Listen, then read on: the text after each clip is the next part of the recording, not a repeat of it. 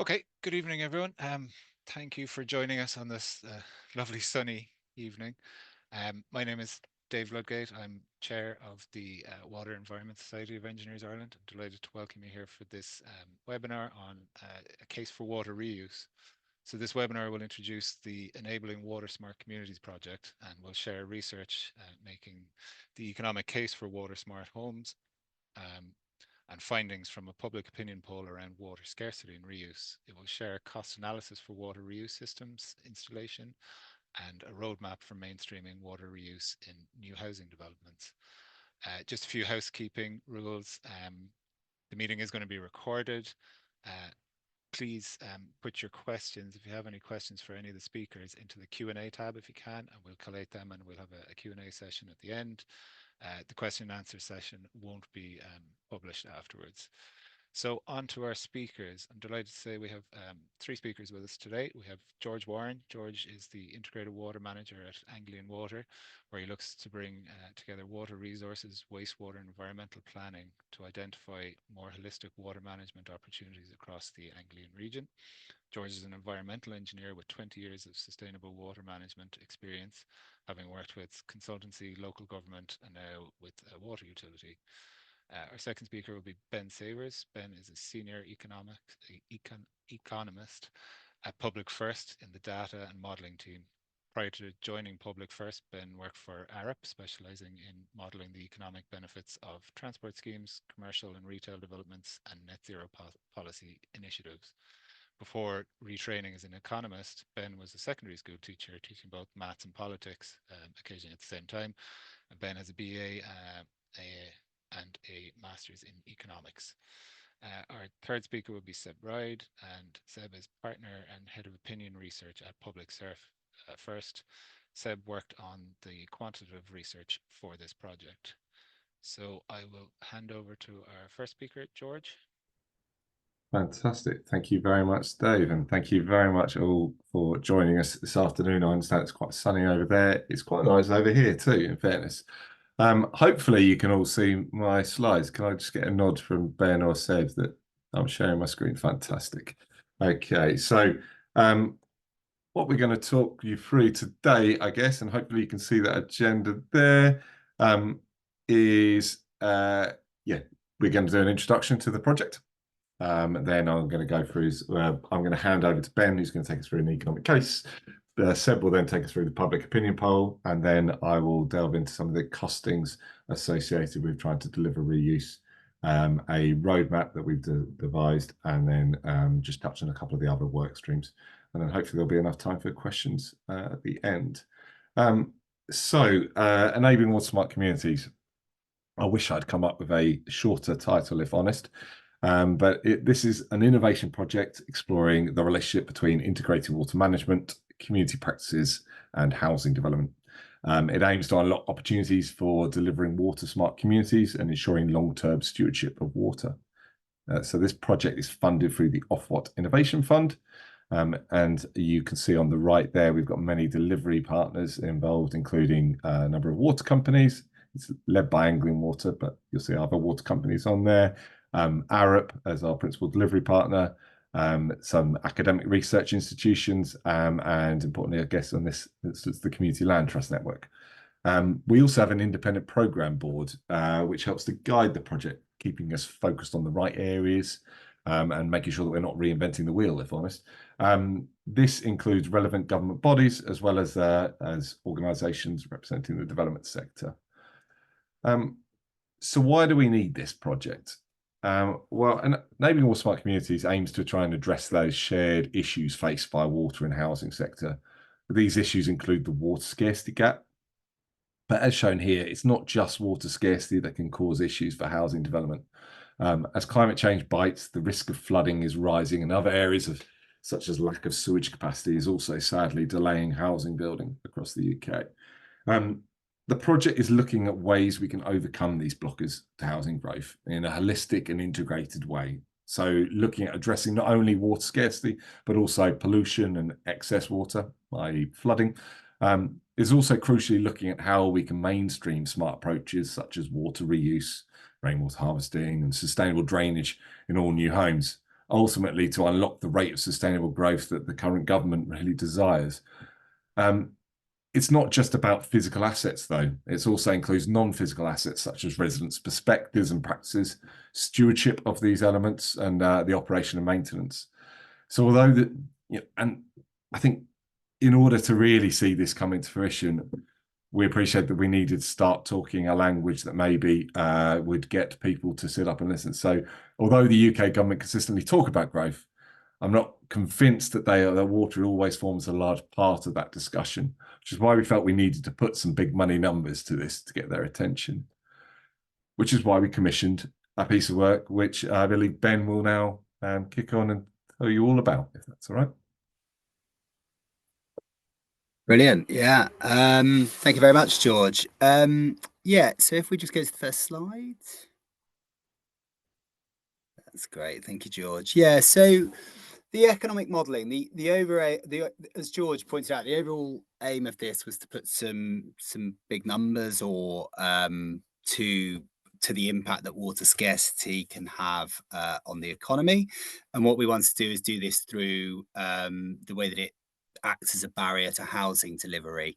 One of the reasons for this was because at least 6 months ago, I think housing was probably the top issue for the new Labour government, and it was quickly moving on to kind of the big questions around economic growth. So the idea was to see how if we could come up with a number of houses that could potentially be blocked as a consequence of water scarcity, and then turn that into an economic number that could be used in the Treasury. So on the screen is, the method that we used. So first of all, we used evidence from the water resource management plans that water companies in England have created. So they've just created their 2024 water resource management plans, and that has all of the demand supply water modelling in it that we could draw on, and we could identify in particular water resource zones that didn't have any spare capacity. What we did then was compared that with, so we mapped the new housing targets, which I'll talk about in a second, that the Labour government introduced, that was local authority specific.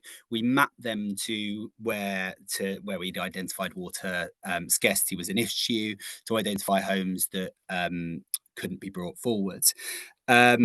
We then calculated, well, if we were to introduce water efficiency methods to all of the new homes that were being developed, then how many of those homes could be reclaimed? How many could those be built? Because if you, so if we introduce that, then how many of them could be built? And then finally, we calculated the economic benefits that I'll talk about in a second.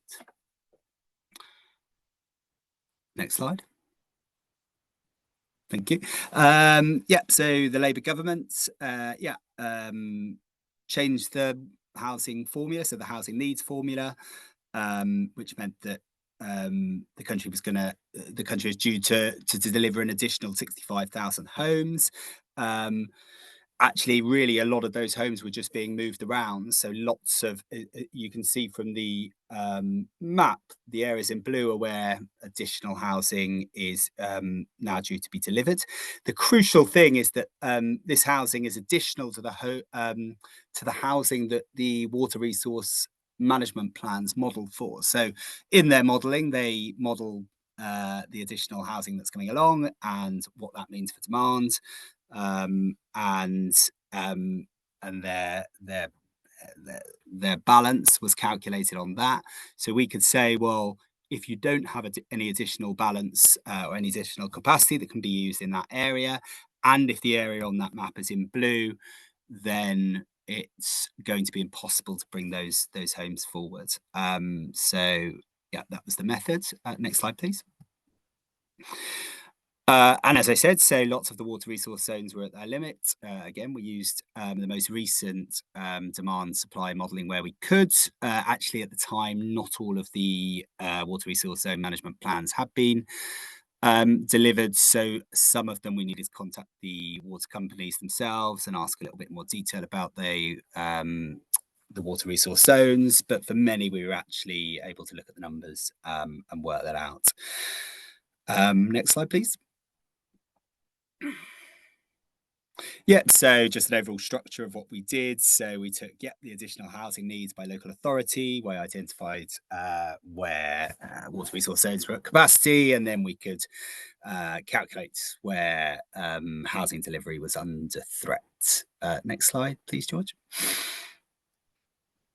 So we calculated once we'd worked out for each local authority how many homes were blocked from being delivered. We wanted to turn that into an economic number because the Treasury likes to work with big economic numbers. So we took that housing delivery.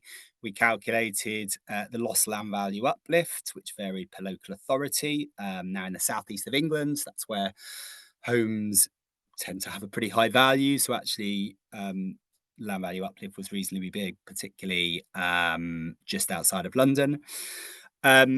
We calculated the lost construction activity plus supply chain effects and the induced effect of additional wages in the local economy.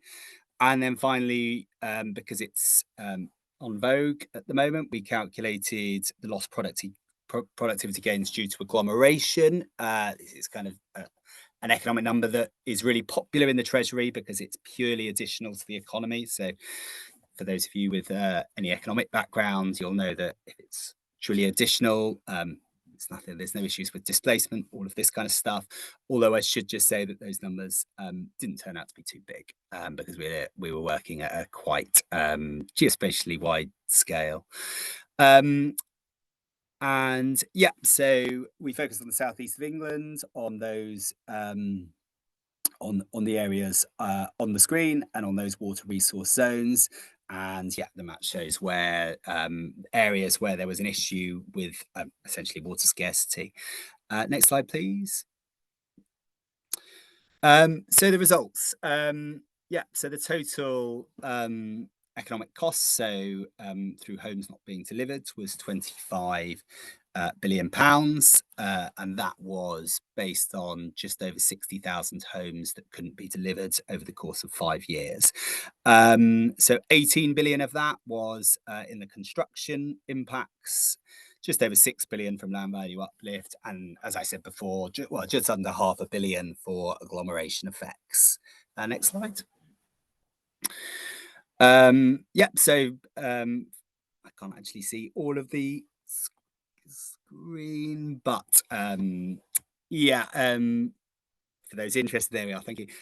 So for those interested, so this varied for water companies. You probably aren't as interested as our original audience was, but yeah, I mean, the two big companies that were impacted, Affinity Water and Anglian Water there. Next slide, please.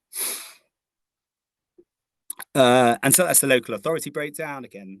Well, for those who know the southeast of England, there we are. So St Albans, which is an area just north of London, that was impacted the most. It was quite interesting actually that places just north of London had this big impact because of just house prices being so high.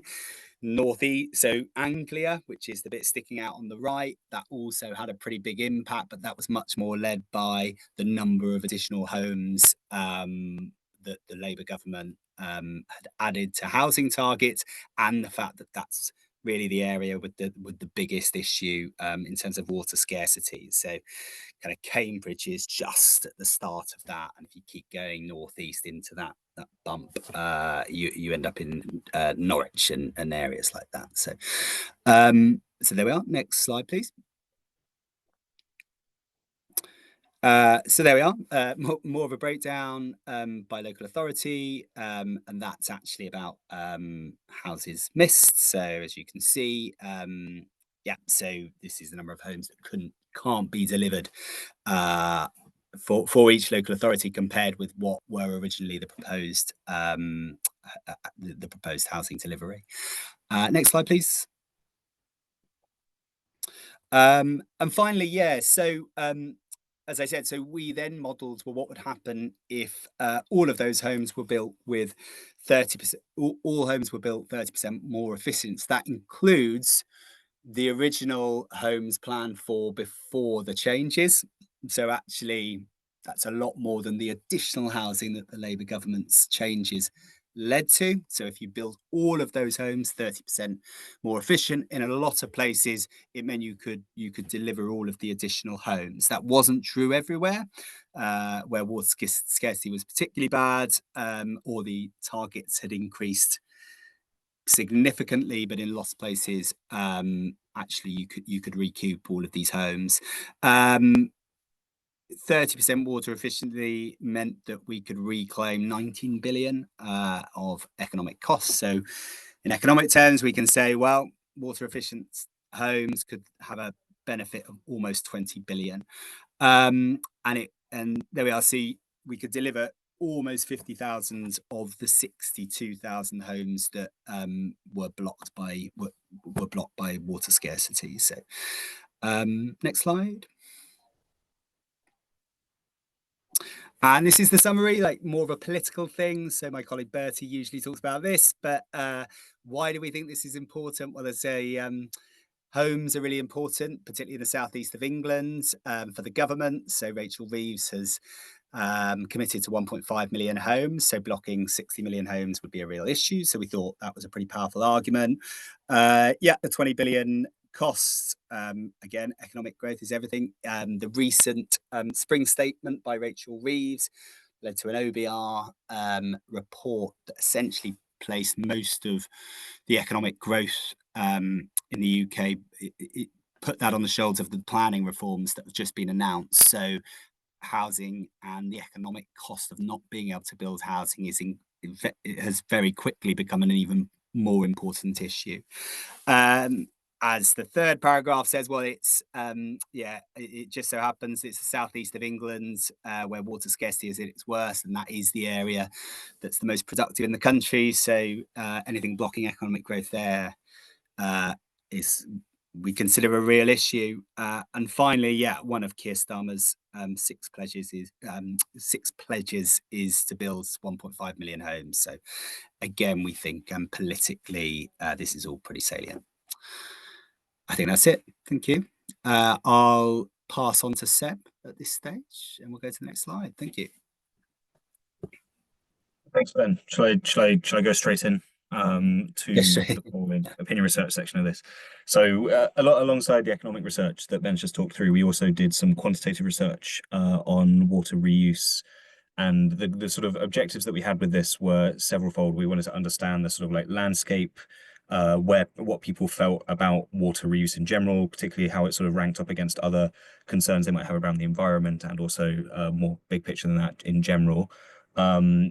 Linking that to sort of housing availability, how that had an impact, the sort of motivations people might have for water reuse. And then we also use this as an opportunity to do quite a bit of experimentation around what makes a water reuse scheme sort of appealing, and what sort of messages cut through as to why you might want to have a water reuse system in place. So at the top level, this was a just over 4,000 sample size, which means we have very good coverage across the UK, a lot of ability to break down into more granular demographic groups. I should say, particularly for this audience, on a regional level, we did have enough people in Northern Ireland to break it out. What we often find is the sort of geographic splits on stuff don't tend to be that significant. What tends to make the difference is people's sort of financial and age splits on these things.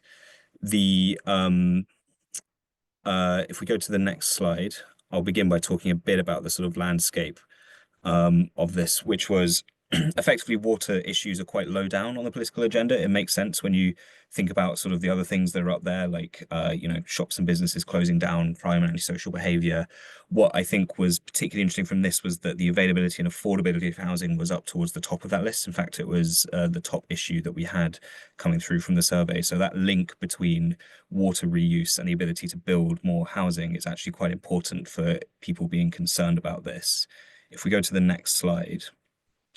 Sorry, I appreciate I'm doing this at a bit of a click.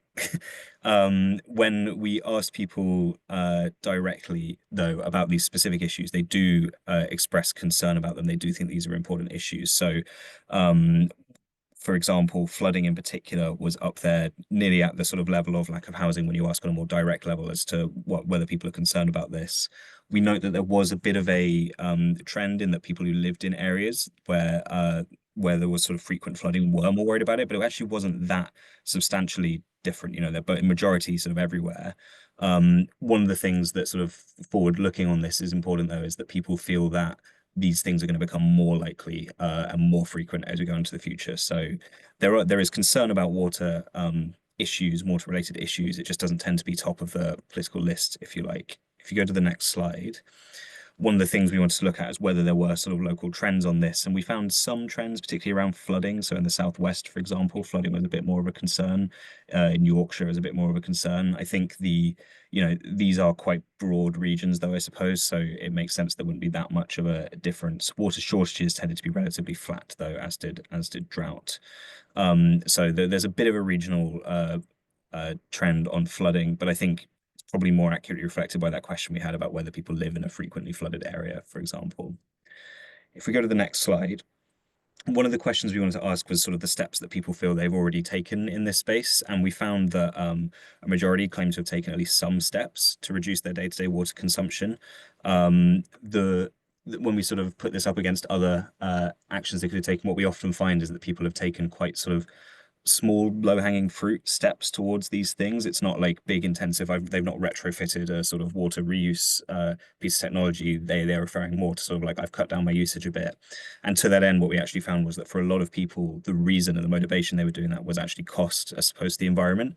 For a substantial chunk of people, it was exclusively cost. And then for a majority of people, it was more cost than it was environment. That was the reason that they were cutting down on their water use. If we go to the next slide, when we ask about what are the reasons that people would worry about water shortages, the biggest one to come through is the higher water costs. Thank you. Sorry, my charger was just running out. The higher water costs was one of the main reasons that people would be concerned about water shortages. So the cost narrative is particularly important here. And whilst the sort of housing link was important from the perspective of getting people being sort of worried about this, it actually was not the sort of top issue that people sort of associated with water shortages. So one of the steps that we did in this was we wanted to look into the sort of experimental design. With experimental design, we wanted to look into what would motivate people to adopt, to want to see more water reuse. So, one of the things that we wanted to understand is what people would expect out of a water reuse scheme. We found broadly that people think that it would reduce costs, it would make water bills lower. One of the complicating factors is that quite a lot of people already think that the UK sort of recycles water, but only a few of them are certain. There's a massive information gap here. Broadly, people don't really know what we're talking about at this. So in a way, this was quite useful from a researcher perspective, as we're able to sort of introduce people to the concepts of it and see what changes their opinions. But it's a sort of challenge for the sector in the sense that there's a sort of communication step prior to the sort of convincing step, if you like. If we go to the next slide, one of the main things we want to understand is that obviously water recycling and water reuse can take a lot of forms, and broadly the form that it takes is actually incredibly important to understanding, for someone to understand in order to decide whether they're actually keen on it effectively. Broadly, people were not particularly keen on the idea of using it for drinking, for example, but they were all right with using it to flush the toilet and for outdoor tasks. There was a very small number of people who said they wouldn't be willing to use recycled water at all. So it's not like there's a sort of outright disgust at the concept of it. But the sort of challenge is getting it beyond those sort of more easy use cases, I suppose. I think it's worth mentioning there was some link between this and attitudes to the environment. So slightly more people were likely to disagree with the concept of recycling water as being disgusting if they cared about climate change at the top level.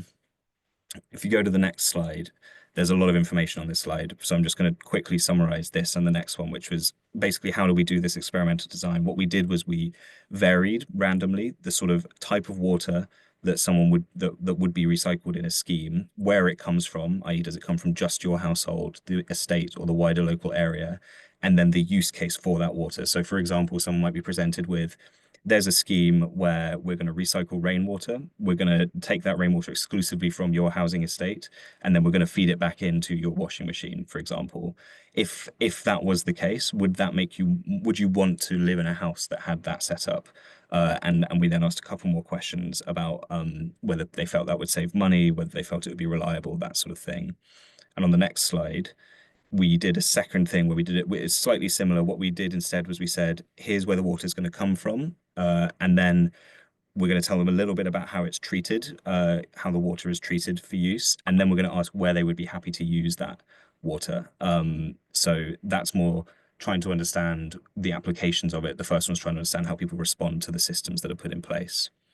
So if you go to the next slide, the key thing that came out of this was that there's sort of a polar end of the scale towards with regards to support. So people are much more enthusiastic, for lack of a better word, about recycled rainwater than they are about recycled toilet water. They represent the sort of like opposite ends of the scale as to what people would tolerate in a recycling scheme.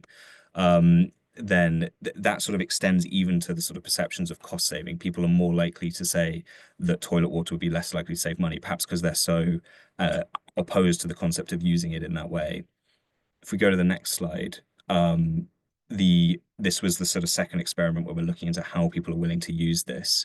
And if you see the sort of darker navy blue bar there is rainwater, you'll notice it's the only one that gets to nearly a quarter of people saying they'd be willing to use it for drinking water.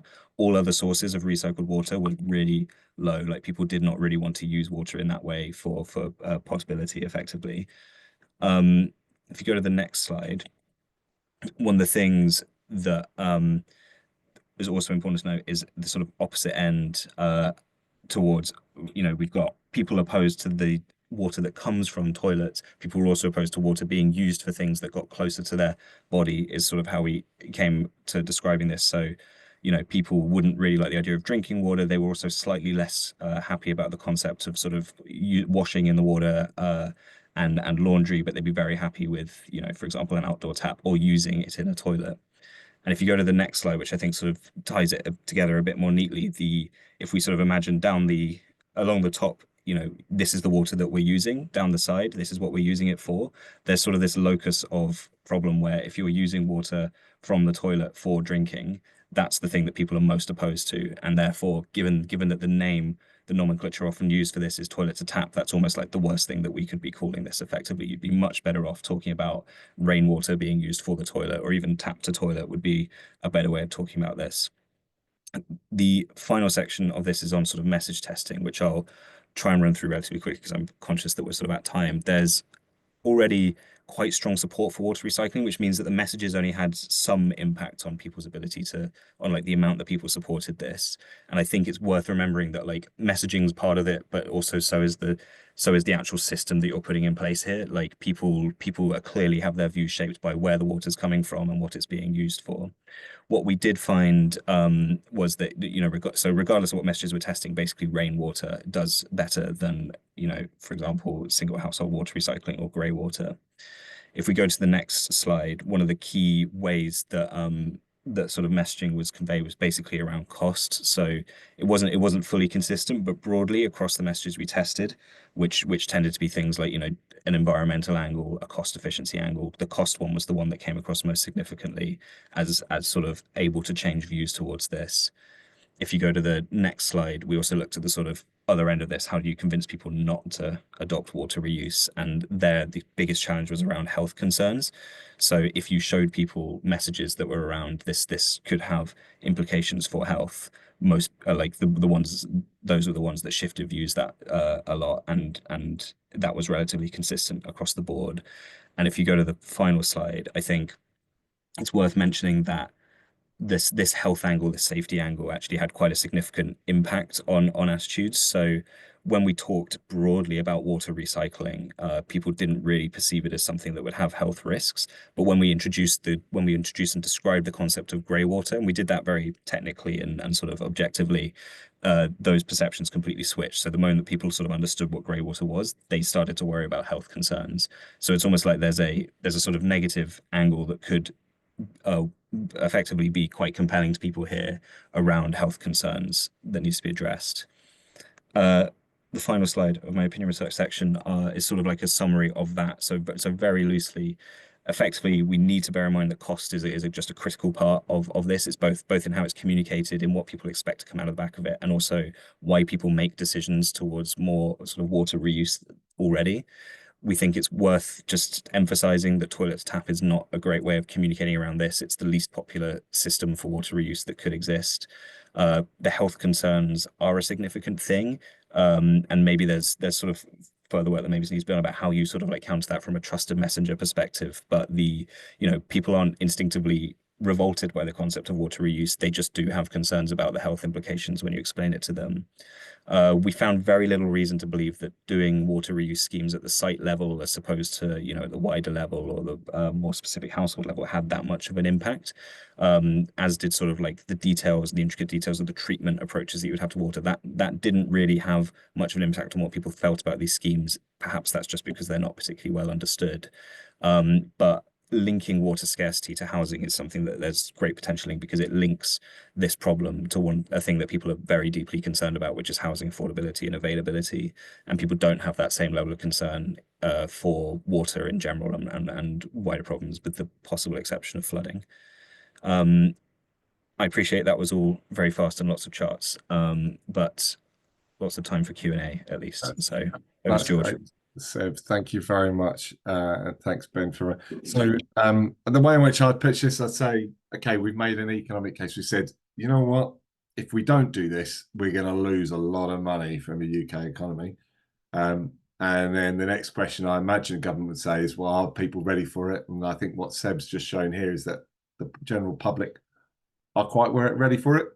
So I certainly, the next question I'll be asking is, great, okay, so how much does this cost to do? Which is effectively why we've created this business case for water reuse.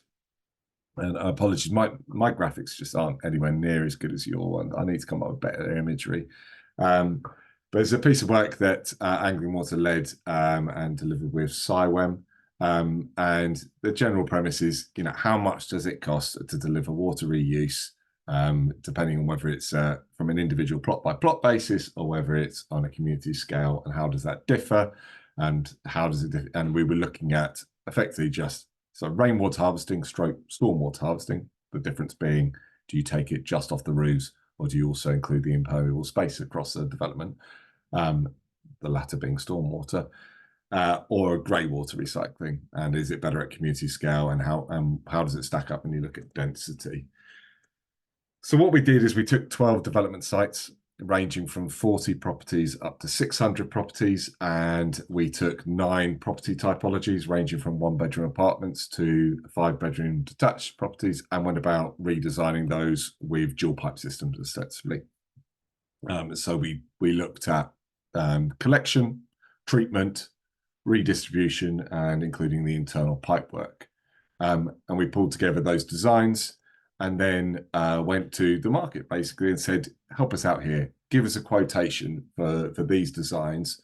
And we got 3 quotes for a minimum of 3 quotes for each of those elements, so that we could pull together, effectively add those together, and away we go. We've got an indicative cost. Broadly speaking, here is an indication of the cost. The QR codes that I've sort of dotted around these presentations do take you to the reports. They're all on our website, but yeah, please by all means use them. Now, this is, it's a good indication of the costs. I would upset that we couldn't get it a little bit more precise, but in broad sense, we've got a situation where for community stormwater harvesting or surface water harvesting, it stacks up from literally the 40 properties, which was the smallest we did. It stacks up against rainwater harvesting. So it gets to a point where it's most efficient around the 150 properties or more. That's when it bottoms out around £1,800 extra per property, compared to a kind of an average on plot, so individual house by house rainwater harvesting of about 4,000. When it comes to community grey water recycling, it's so heavily dependent on density. That's not surprising, if honest. When you think about the additional pipe work, both collection and distribution, it's understandable that density will have a big impact on that. For those less dense developments, it's more cost efficient to have grey water recycling on a plot by plot basis. But when you get down to denser developments, then actually community starts to stack up. So the sort of key takeaways, I guess, that weren't necessarily shown because I've just tried to give you high level in this instance. There is a real potential around future-proofing of properties. The additional pipework for the internal pipework was around this £350 mark, additional property. Now, I'm asking the question of the UK government as to, shouldn't we be future-proofing these properties and making sure that every property that's going in has that additional pipework there for a case of an extra £350, even if at that point we don't have a supply of non-potable water. I'd like to think that we could bring that non-potable water to those doors and effectively plug it in to feed those WCs and washing machines. The density of development really does make an impact, as I discussed. And actually, these costs can be optimized even further by incorporating it within the SUDS design. So ensuring that storage that's being costed up can be doubled up with the attenuation that may be already built in as part of the SUDS schemes.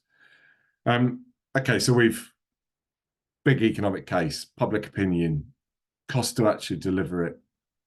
The next one is, great, George, but when can we actually do this? So we devised a roadmap to water reuse alongside ARIP and Shan Hill's Sustainable Water Services, and effectively pulled together a load of water companies all into a workshop where we kind of workshop through the political, economic, technological, legal, environmental, social barriers associated with it and challenges, and pulled together what we thought was a reasonable starting block for this roadmap. What was quite clear is that it's not all in the hands of water companies. That's not that surprising. A lot of it sits within a regulatory space. And so we then embarked on a regulator roundtable where we pulled the relevant organisations around the table to discuss the issues and those main themes noted there. Apologies. I always feel sorry for Jean when I put just a photo up. So Jean is the chair of the National Water Resources Framework, and so was chairing that meeting. She's also the chair of our independent programme board. So it was great to have her in the room, given her leadership within that space. And we pulled together what is effectively our version of this roadmap. And what the reason we think is needed, it gives us an indication of the things that need to happen in order to get to a point where we can really deliver reuse as business as usual.